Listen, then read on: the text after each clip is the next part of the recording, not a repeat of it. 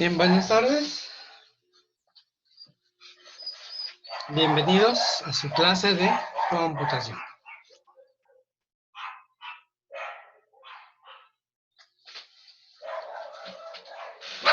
Bueno, pues sin más preámbulos, comencemos. ¿Ok?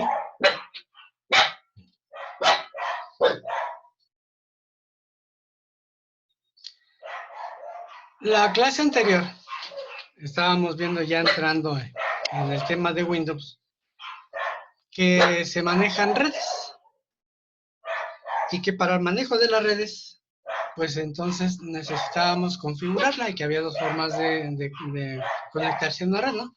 Ya sea por sistema cableado o por inalámbrico, el famoso Wi-Fi. Y que cuando nosotros nos conectábamos a una red con cableado, entonces teníamos que hacerlo configurando la IP. ¿Y qué cosa es la IP? Bueno, mencionamos que la IP es la identificación de cada computadora.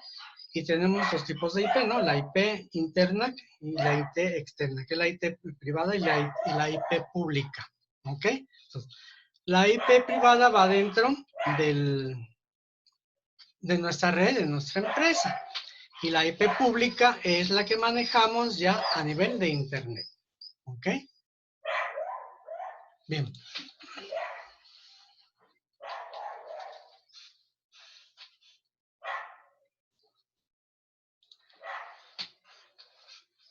En este caso, cuando hablamos de la IP, tenemos dos tipos de IP. Una que se llama IP dinámica y otra que se llama IP fija, ¿ok?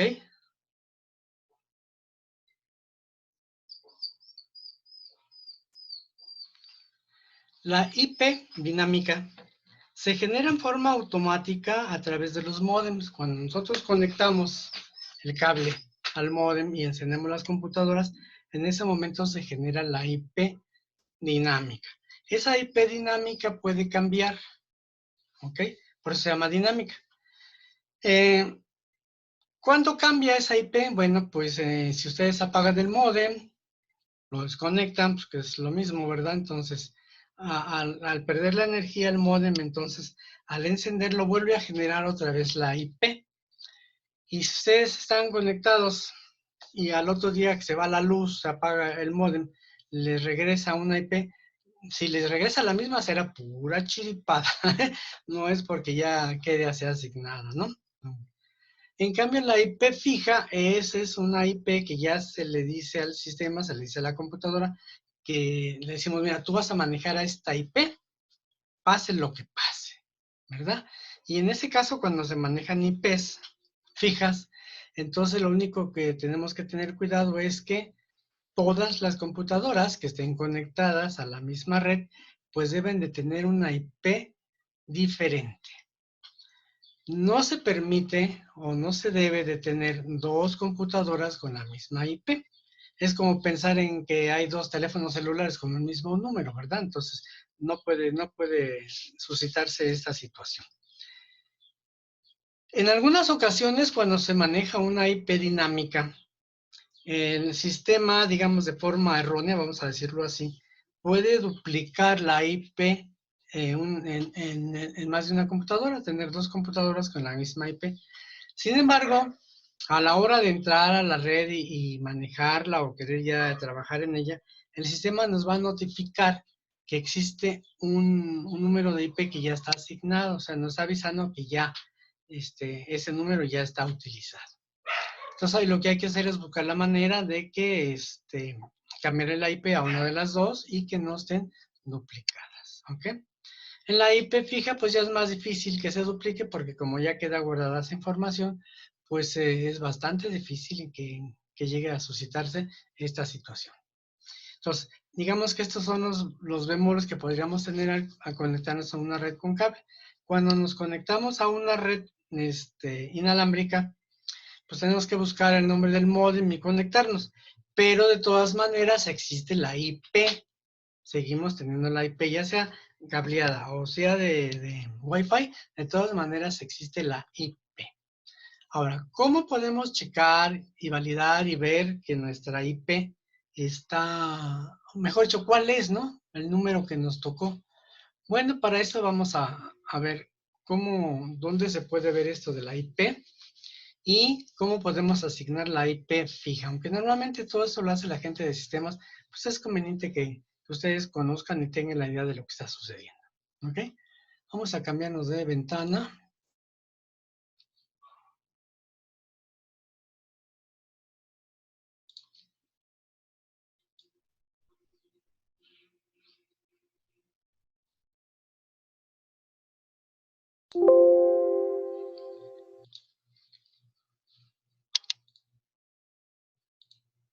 Y aquí. Bueno, ya estamos ahora en la pantalla de Windows, ¿no? Ok. Entonces, para checar lo de la IP tenemos que ir a ver, digamos, la configuración de nuestro adaptador de red. Entonces, podemos entrar aquí en el administrador de archivos, en el explorador de archivos de Windows, y luego irnos al apartado a la izquierda donde dice red, y le vamos a dar clic con el botón derecho. En el menú contextual que sale vamos eh, a darle clic en propiedades. En esa ventana que apareció, que es el centro de redes y recursos, aquí vamos a encontrar esas opciones a la izquierda que dice cambiar configuración del adaptador. Adaptador se le llama a lo que luego también le llamamos normalmente la tarjeta de red. ¿Ok? Es el adaptador de red. En este caso, aquí podemos observar que tenemos dos adaptadores. Uno para cable y otro para Wi-Fi, o sea, por el inalámbrico. ¿Ok? Bueno, en esos casos, cuando tenemos una computadora que tiene dos adaptadores, debemos de utilizar solamente uno de ellos. ¿Ok? Ahora, en este caso, ¿por qué utilizar el de cable o por qué utilizar el de Wi-Fi? Bueno, el de Wi-Fi obviamente lo vamos a utilizar cuando no tengamos la posibilidad de conectarnos por cableado. ¿Ok? Además es muy cómodo, ¿verdad? Porque podemos transportar la computadora para todas partes y estamos en red. En cambio, cuando usamos cable, pues estamos limitados a la distancia que dé el cable y si el cable no da más a donde necesitamos ir, pues nomás hay que desconectarlo y en ese momento ya perdimos la, la red. ¿Ok? Pero, ¿cuál sería la diferencia entre utilizar el cable y utilizar el Wi-Fi? Bueno, es la velocidad. Cuando nos conectamos por cable, entonces la velocidad es mucho más rápida que Wi-Fi. ¿Ok? Entonces, el Wi-Fi, también hay antenas ahorita ya más poderosas, ¿verdad? Con frecuencias más rápidas y todo esto, pero definitivamente el cableado es mucho más rápido. ¿Ok? Y si tenemos las dos opciones, pues lo recomendable es hacerlo por el cable. ¿De acuerdo? Bien. En cualquiera de los dos casos, a lo mejor nada más tenemos uno, el de Ethernet, y si no tenemos el Wi-Fi, no importa. El caso es que hay que determinar o encontrar cuál es el adaptador que estamos utilizando. Aquí en este caso nos damos cuenta que el que se está utilizando es el cableado porque el del Wi-Fi tiene una espantosa X, como decía Chabelo Pastrana, ¿verdad? Un tache rojo que indica que no está funcionando y además aquí dice no conectado. ¿Ok? Y en el otro me está diciendo el nombre del módem al que estoy conectado. ¿Ok? Bueno, entonces, una vez localizado nuestro adaptador, le vamos a dar clic con el botón derecho para obtener nuestro menú contextual y hasta el final tenemos el comando que dice propiedades. Aquí en propiedades tenemos aquí varias opciones, ¿ok? No le vayan a quitar las palomitas que tienen allí, nada más chequenlo, nada más observen, nada más es para consultar. No muevan nada de ahí porque si mueven algo entonces pueden desconfigurar su sistema operativo y entonces ya no van a poder ustedes trabajar o funcionar con alguna situación que tengan de redes. Entonces mejor no cambien nada. Únicamente es para validar, para checar. ¿Ok? Bien, buscamos este apartado que dice aquí abajo, protocolo de Internet versión 6, TCP/IP versión 6. ¿Ok? Le vamos a dar clic para seleccionarlo y luego vamos a pedirle al sistema que nos muestre las propiedades de este protocolo. ¿Ok? Aquí ya me está diciendo que esta configuración de red está obteniendo la IP automáticamente, lo cual significa que es una IP dinámica. ¿Ok? Es una IP dinámica. En el supuesto de que yo quiera darle a esta computadora una IP fija, entonces hay que cambiar aquí abajo y usar la siguiente dirección. Y entonces aquí, pues ustedes ya tienen que tener el conocimiento de qué dirección de IP le van a poner, que normalmente empieza con 198.168. Después un número aleatorio y después un punto, después otro número. Ok, entonces aquí es donde tenemos que empezar a investigar cómo están las IPs, cuáles están usadas, cuáles no están usadas y cómo las podemos asignar aquí. ¿Ok? Bien. Una vez que ustedes ya le asignaron el número de la IP, le dan a aceptar, a partir de ese momento, su adaptador de red, siempre que prendamos la computadora, aunque se vaya la luz y se apague el módem, de todas maneras siempre va a establecer la IP que nosotros le mencionamos. ¿Ok? Para eso también necesitamos saber, para la conexión al Internet, cuál es el servidor DNS que se va a utilizar y entonces también colocarlo acá abajo. ¿Ok? Entonces, por eso les comentaba que esto normalmente como usuarios no se hace. Esto lo hace generalmente la gente de sistemas y sobre todo las personas que manejan las redes porque tienen más habilidad, ¿verdad? Entonces, yo se los menciono únicamente para que no les dé curiosidad. Si alguna vez escuchan, oye, ¿cuál es tu IP? Y que digan, ¿qué es eso, verdad? ¿Con qué se come? Bueno, la IP es la identificación de su computadora.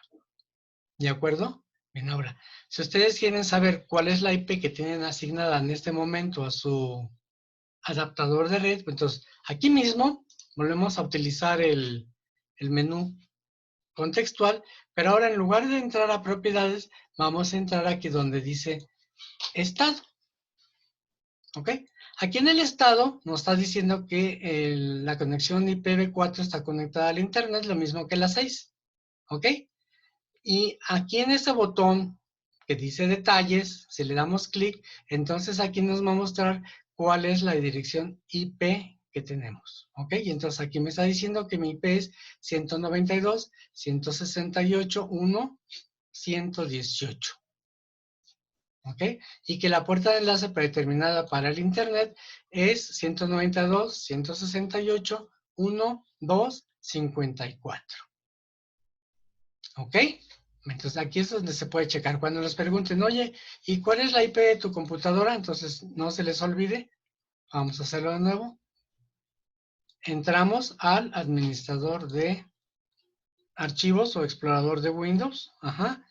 Y en la sección donde dice red, que aquí abajo pueden tener algo, ¿verdad? Pueden que no lo tengan. Le vamos a dar clic con el botón derecho y luego seleccionamos propiedades. Una vez que aparece el centro de recursos, vamos a buscar la configuración del adaptador. Aquí dice cambiar configuración del adaptador. ¿Ok? Lo seleccionamos con un clic y entonces ya tenemos aquí los adaptadores o el adaptador de red que tenga su computadora. Le damos clic con el botón derecho y luego le damos clic en estado. Y finalmente le damos clic en detalles y entonces aquí ya tenemos nuestra dirección de IP. Esta es la dinámica, ¿ok? Si apago mi móvil y al otro día lo prendo, lo más probable es que tenga otro número, ¿ok? Si fuera fija, pues entonces sí, no va a cambiar, ¿de acuerdo? Bien, con la IP pública sucede algo similar. La IP pública también puede cambiar, pero también tenemos manera de obtener o aplicar IPs públicas fijas, nomás que eso ya tiene costo. Por ahí en el Internet hay programas gratuitos que nos ayudan a mantener una IP pública. ¿Y para qué nos serviría una IP pública? Bueno, pues la IP pública sirve para que se comunique una computadora a través del Internet con otra computadora. Y entonces la IP es la que nos va a servir para hacer la conexión, como el número telefónico. ¿Ok? Bien, entonces ya queda claro esto, ¿verdad? Melissa, muy buenas tardes.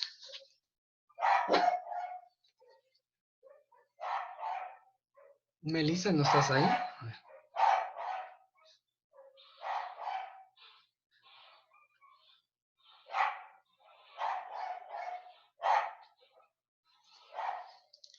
Bueno, vamos a continuar con nuestra clase.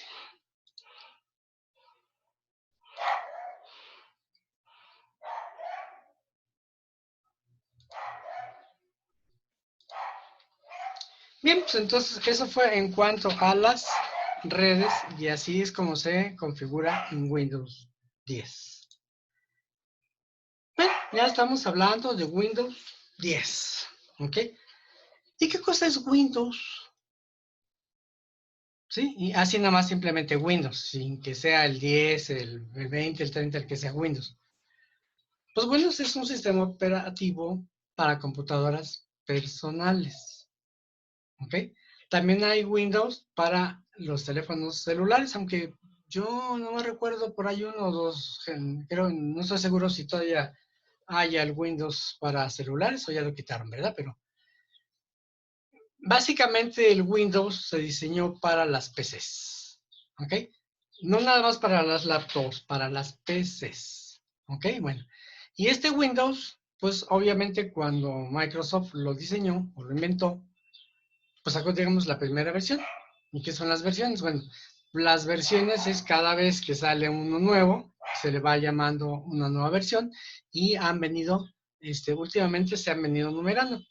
Antes tenían nombres, como la tarea que por ahí les dejé que averiguaran lo de los Windows, ¿verdad? Entonces, Windows 2000, Windows XP, Windows 98, etcétera, todo, hasta que finalmente llegamos a Windows 10. Pero en Windows 10 tenemos diferentes versiones.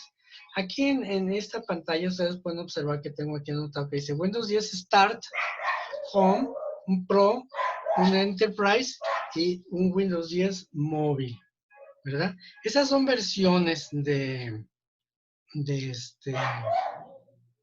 Windows que nosotros podemos manejar dependiendo de lo que nosotros necesitemos trabajar.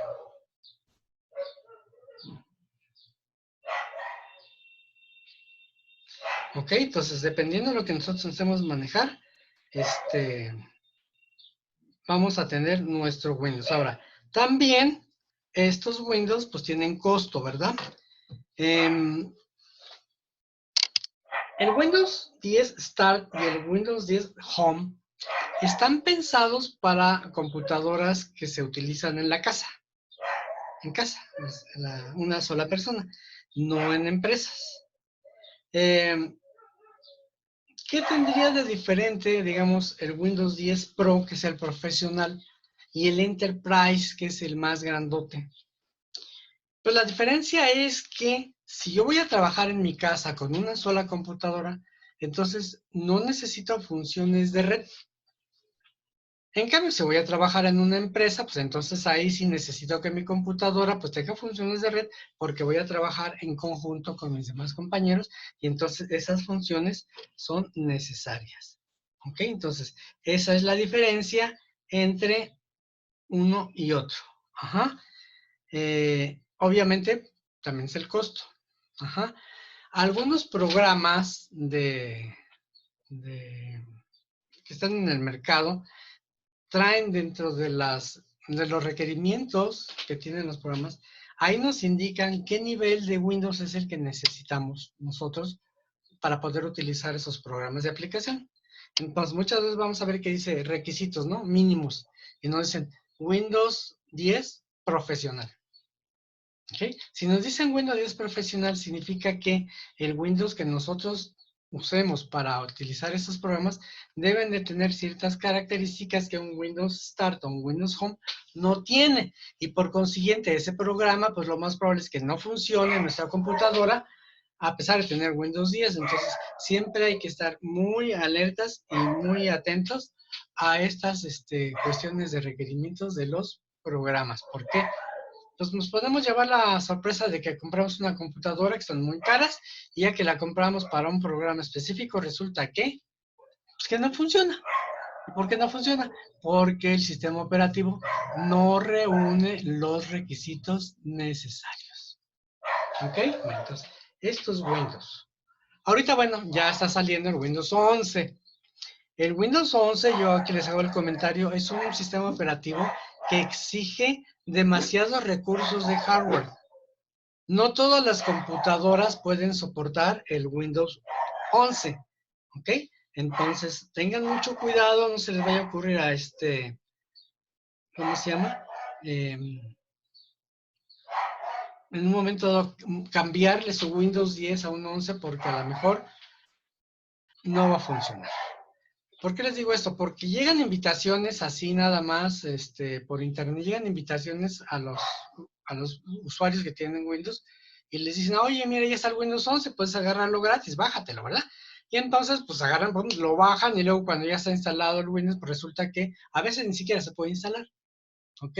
Entonces, primero chequen y validen cuáles son los requisitos que se piden para el Windows 11 antes de que ustedes vayan a hacer ese cambio, ¿ok? Así que es aguas. Aparte de que tengo conocimiento por ahí, me han dicho que este Windows 11 trae muchos defectos y que tiene muchas fallas. Así que ahorita por lo pronto, pues mejor no es bueno meternos con esto. ¿Ok? Bueno, como lo más probable es que ustedes tienen una computadora, pues tengan Windows 10. ¿Ok? Ya sea la versión que sea, pero Windows 10. ¿Por qué? Porque ahorita por default toda computadora que se vende en el mercado ya viene con el Windows instalado. ¿De acuerdo? Bien, entonces, en algunos casos ustedes al entrar al Windows podrán ver una pantalla similar a esta que estamos viendo aquí, que dice usuario y nos pide una contraseña. ¿Ok? Esto es una cuestión de seguridad que nos proporciona el programa de Windows. Y esto no es nuevo, esto ya tiene muchos años, ¿no? Y esto es opcional. ¿Ok? Si no aparece al principio, cuando prenden su computadora, una ventana que les pida un nombre de usuario, que normalmente ya viene el nombre de usuario. Ese nombre de usuario se coloca o se asigna cuando se instala el sistema operativo en la computadora. Y abajo nos pide una contraseña o password. ¿Ok? Entonces, esto es con la finalidad de que yo tenga la plena seguridad de que mi computadora no la va a utilizar otra persona que no esté autorizada por mí. Recordemos que las PCs y las laptops son computadoras personales. Pero resulta que el hecho de que sean computadoras personales no quiere decir que solamente una única persona es la que puede utilizar ese equipo. No, una laptop la pueden utilizar dos, tres, cuatro diferentes personas, claro, no al mismo tiempo, ¿verdad? Pero la pueden utilizar distintas personas y cada una de ellas, cada una de esas personas, cada usuario, le vamos a llamar usuario, tiene sus propios programas, sus propios gustos, y le encanta tener a una persona flores, el otro va a tener un paisaje, el otro va a tener animalitos, no sé. Entonces, van a tener su propia configuración. ¿Qué cosa es la configuración? Bueno, la configuración es la manera en que ustedes van a ver sus pantallas con el Windows. Aunque es el mismo programa, todos pueden estar distintos. ¿Por qué? Pues porque tienen distintos dibujos a la entrada. Vamos a ver cómo se ponen y cómo se llaman. ¿Ok? Van a tener distintos programas y no es forzoso que todos usen los mismos programas. Y pues todos van a manejar sus colores de distintas gamas, etcétera. Entonces, eso es lo que se llama configuración. Personalizar la computadora al gusto del usuario. ¿Ok? Entonces, esta situación de tener un usuario con una contraseña es la manera en que Windows nos permite que cuando la computadora va a ser utilizada por más de una persona, entonces cada persona tenga su propia configuración y la adapte a sus necesidades. ¿Ok? Y con esto también evitar meterle mano a la información, a los archivos o a la configuración de la otra persona. Imagínense ustedes que tienen una laptop, ¿ok? Y pues su hermano, su amigo, su esposo, no sé quién, también usa la computadora, pero pues ustedes le ponen su configuración y cuando vienen a ver, ya se la cambiaron. Pues, o que les borraron sus programas o que entraron a su correo, cosas por el estilo, ¿no? Entonces, con esto, eh, nosotros nos podemos asegurar que eso no suceda.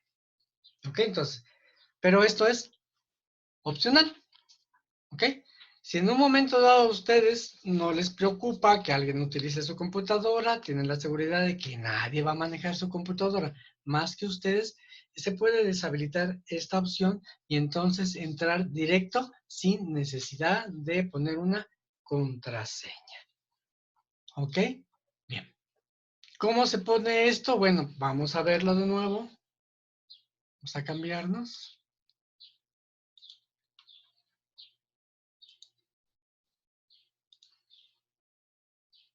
Bien, ya estamos de nuevo aquí en Windows, ¿no? Entonces, para que ustedes le pongan una contraseña a su computadora, si es que no la tiene, tenemos que meternos al menú de configuración. Entonces, nos vamos al menú, al botón inicio, acá abajo a la izquierda, y seleccionamos esta ruedita dentada que dice configuración. Le damos clic y luego nos vamos a meter en donde dice cuentas, porque cada usuario cuando se da de alta utiliza una cuenta. Ya que estamos aquí, vamos a entrar a opciones de inicio de sesión. Y entonces aquí hay diferentes opciones de poner la contraseña. ¿Ok? La más común es por contraseña.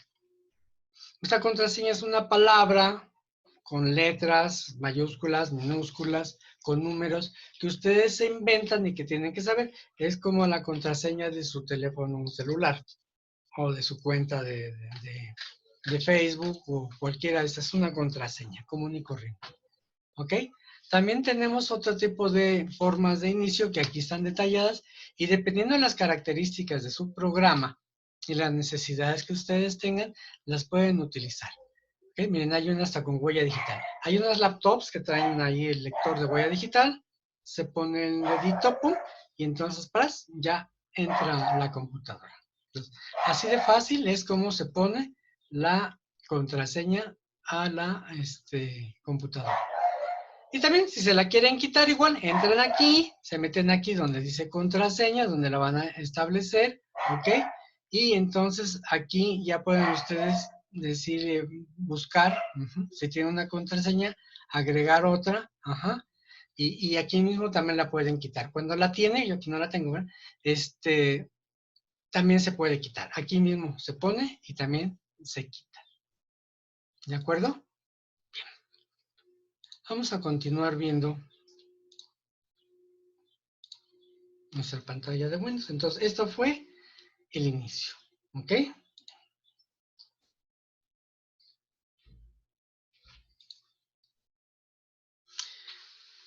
Cuando nosotros ya pusimos la contraseña o no pusimos la contraseña y ya entra el sistema operativo, se carga, eso se llama cargar, y se acuerdan que hablamos de lo que era el IPL o lo que era el boot, la carga inicial del programa. Entonces nos esperamos un instante, a veces son unos instantes muy grandotes.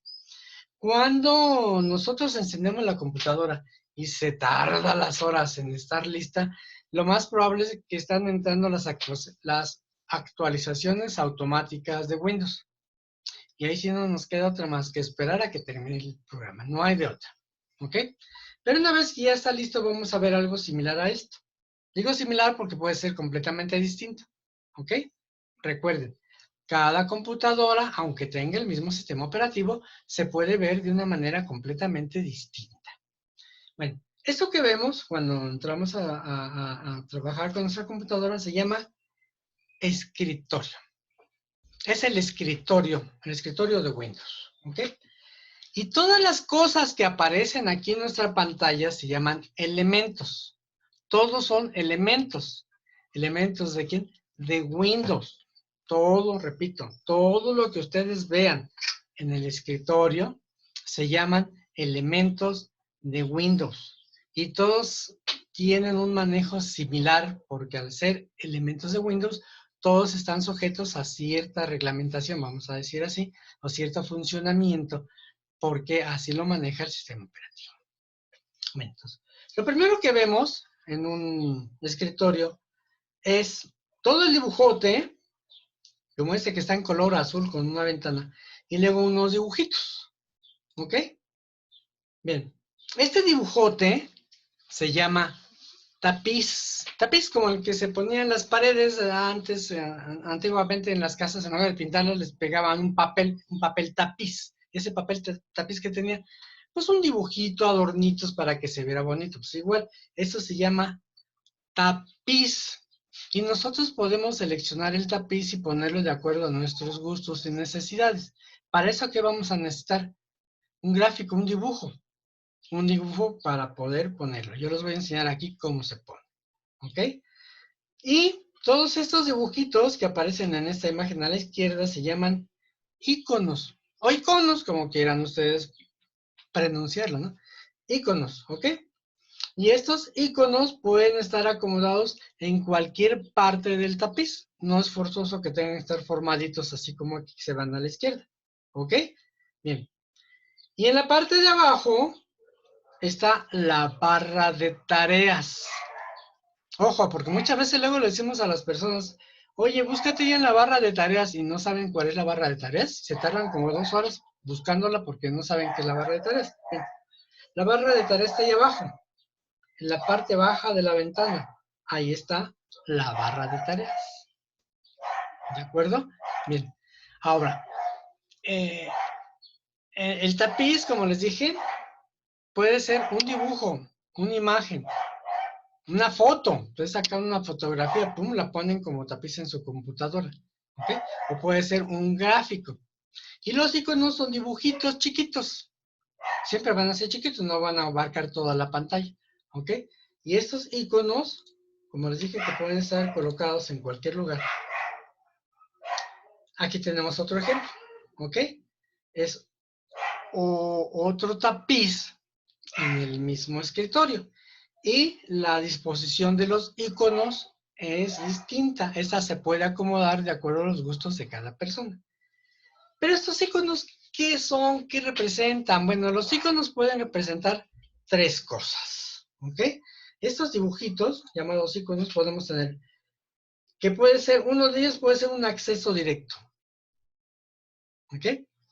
¿Qué es un acceso directo? Bueno, miren. Cuando nosotros instalamos en una computadora un programa de aplicación, vamos, le instalo un programa para ver películas, ¿ok? El programa lo adquiero, lo compro, me lo regalan, ustedes quieran, se instala, ¿sí? Al instalarlo, ese programa se guarda, se graba en una carpeta que se llama archivos de programas. Y ahí van a parar el 99.9% de los programas. Pero para que nosotros utilicemos ese programa, tenemos que llamar al programa ejecutable. Este programa ejecutable puede quedar escondido a nuestro entendimiento rápido en alguna carpetita del todo el sistema de instalación que hizo el programa. Y el acceso directo lo que hace es dar exactamente el llamado a ese programa, porque el acceso directo sabe dónde está el programa, y cuando nosotros le damos clic al acceso directo, entonces el programa es llamado desde donde está, aunque nosotros no sepamos dónde está, y entonces se ejecuta. Ese es un acceso directo. Otro tipo de información que representan los iconos es una carpeta o folder, como gusten llamarla, carpeta, folder, directorio, ¿ok? Y esos iconitos están representados porque tienen un foldercito en color amarillo, como esos folders que utilizamos para guardar los papeles, ¿ok? Por eso se llama folder o carpeta. En cambio, se distingue del acceso directo porque el acceso directo, el dibujito que tiene, es el logotipo del programa, el programa que representa, y ustedes podrán observar aquí que tiene una flechita dibujada en la parte baja a la izquierda, tiene una flechita. Entonces, aquí es donde nosotros podemos identificar un acceso directo. Miren, aquí el del Zoom también tiene su flechita, también es el acceso directo. Otro acceso directo en esta pantalla es acá, miren, este que dice Aberrac.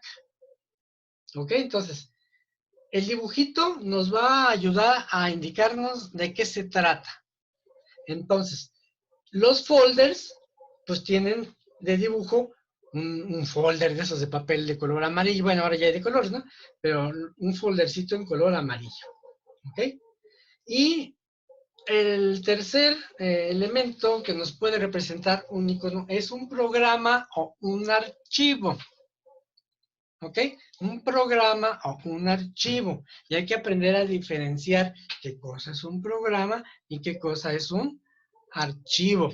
Porque aunque técnicamente sean lo mismo, en el ambiente, en el argot, se manejan de maneras completamente distintas, ¿ok? Una cosa es un archivo y otra cosa es un programa, ¿ok? Entonces, ¿qué cosa es un programa? Un programa es un conjunto de instrucciones que se le dan al procesador para ejecutar determinada tarea. ¿Y qué cosa vamos a entender por archivo? Bueno, un archivo entonces es un conjunto de información guardada, ¿ok? Y que normalmente es información del usuario. El archivo de ventas, el archivo de clientes, el archivo de inventario, el archivo de las compras. Son archivos, ¿ok? El archivo de mis fotos, etcétera, ¿ok? Y el programa, pues es el programa de la nómina, el programa de la contabilidad, el programa para ver películas, el programa para oír música, ¿ok? Entonces, eso es lo que representan estos iconos. ¿Y cómo lo vamos a identificar? Ah, bueno, porque este tipo de iconos, perdón, nos van a mostrar el logotipo del programa que representan, pero no tienen la flechita, el cuadrito con la flechita que les habíamos dado acá, que los diferencia precisamente del acceso directo. Entonces, un acceso directo y un programa funcionan igual, pero no son lo mismo. Si yo le doy clic a un iconito que representa un programa, entonces lo va a abrir inmediatamente. ¿Por qué? Porque ese programa está aquí en el escritorio. Y el acceso directo también me abre un programa, pero no está en el escritorio. Está guardado no sé dónde. ¿Ok? En cambio, cuando es una carpeta, le doy clic, clic, y entonces se abre para que yo vea más información guardada dentro de esa carpeta. ¿Ok? Entonces, esto es la cuestión de los iconos. Bien. Y en la parte de abajo, la barra de tareas, ¿para qué me sirve? Bueno, la barra de tareas lo que va a hacer es que me va a mostrar ciertas funciones en mi computadora. Entonces, aquí vamos. La parte de hasta abajo a la izquierda tenemos un dibujito que también viendo el dibujo podemos saber si el Windows es Windows 10, es Windows 7, es Windows XP. Ese se llama botón de inicio. Se llama botón de inicio porque en teoría pues de ahí arrancaba todo. ¿Ok? Le damos clic ahí y aparece la lista de los programas que podemos nosotros manejar. Y después viene una barra de búsqueda donde aquí escribimos comandos y le digo, por ejemplo, panel de control, y entonces me busca el panel de control. Es una barra de búsqueda para que me traiga algo que yo no sé dónde está. ¿Ok? Bueno, no todo, ¿eh? Sí. Y luego tenemos que en la barra de tareas también sirve para que la máquina nos identifique cuáles son los programas que están abiertos en ese momento y que estamos utilizando y que están minimizados. Luego vamos a ver qué es eso de minimizados, ¿ok? Que están activos, lo estamos usando. Del lado derecho podemos encontrar también una serie de dibujitos, de iconos, y que pueden representar diferentes cosas, no siempre son los mismos ni siempre son iguales, ¿no? Entonces, por ejemplo, tenemos una flechita aquí que apunta para arriba y que al darle clic nos va a presentar un cuadrito donde podemos ver otros iconos de programas también que tenemos, algunos están activos y otros son para utilizarlos y llamarlos, ¿ok? Pero estos se llaman accesos rápidos, ¿ok? Y más a la derecha, pues tenemos allá un dibujito que sirve para las notificaciones, nos da avisos, nos dice que tenemos mensajes, etcétera, ¿ok? También tenemos el icono que nos muestra que estamos conectados a una red y que tenemos internet o no. Generalmente es una computadorcita que parece una pantalla de televisión. Y si ponemos nosotros el ratón encima de ese dibujo, nos dice si estamos conectados y nos da el nombre del módem y nos dice si tenemos internet o no. Y si no estamos conectados, pues tendrá un tache indicándonos que no hay internet, no tenemos red. También está el control del volumen, que es representado por una bocinita. Y más a la derecha tenemos la fecha y la hora del día. ¿Ok? Insisto, esto se presenta, digamos, de forma estándar cuando se instala el programa. Se puede modificar, se puede cambiar y cada quien lo puede ponerle y quitar cosas de acuerdo a su gusto, y eso es lo que se llamaría configuración, y esto es lo que serviría para cada uno de los usuarios. Por ejemplo, en la ventana anterior, aquí está, por ejemplo, es un cenote, pero puede venir otra persona, crear su propia configuración y poner el espacio, poner lo que se le dé la gana. ¿Ok? Entonces, eso sería la configuración. ¿De acuerdo? Bueno, estos elementos que acabo de mencionar, usualmente es lo general que tiene todas las computadoras, ¿ok? El tapiz, todos tienen tapiz, todos tienen el escritorio. Cuando te digan, oye, fíjate en el escritorio a ver si tienes el programa fulano. Entonces hay que buscar un icono que represente un programa, ¿ok? Y que todo lo que aparece en el escritorio, incluyendo el tapiz, se llama elemento. Y yo les voy a hacer mención de que todos los elementos de Windows tienen su menú contextual. ¿Y qué cosa es el menú contextual? El menú contextual, cuando le damos clic con el botón derecho sobre un elemento, entonces aparece el menú contextual y que nos indica las acciones que se pueden realizar con ese elemento. O sea, no todos los elementos, o mejor dicho, no con todos los elementos se pueden hacer todas las acciones. ¿Ok? Dependiendo el tipo de elemento que estemos nosotros manejando, es la acción que podemos tener. Entonces, por ejemplo, si aquí esta es una carpeta y le doy botón derecho, su menú contextual me dice que esto es todo lo que puedo hacer con una carpeta. Abrirlo, anclarlo acá abajo, compartirlo con otras personas, etcétera, ¿no? Enviarlo copiarlo a otro lugar, borrarlo, copiarlo, etcétera. ¿Ok? Pero si tomo un acceso directo, entonces el acceso directo tiene también otras opciones, como por ejemplo dice ejecutar como administrador, y aquí en la carpeta no tiene ejecutar como administrador. ¿Ok? Entonces, cuando esto sucede, se llama menú contextual, y entonces todos los elementos tienen su menú contextual, incluyendo el tapiz. Aquí está el tapiz, le doy botón derecho, y este es el menú contextual del tapiz, el que me indica qué es lo que puedo hacer con este elemento. ¿De acuerdo? Bien, pues eso sería todo por el día de hoy. ¿Ok? Nos vemos la próxima clase. Cuídense mucho, por favor, y nos vemos. Hasta luego.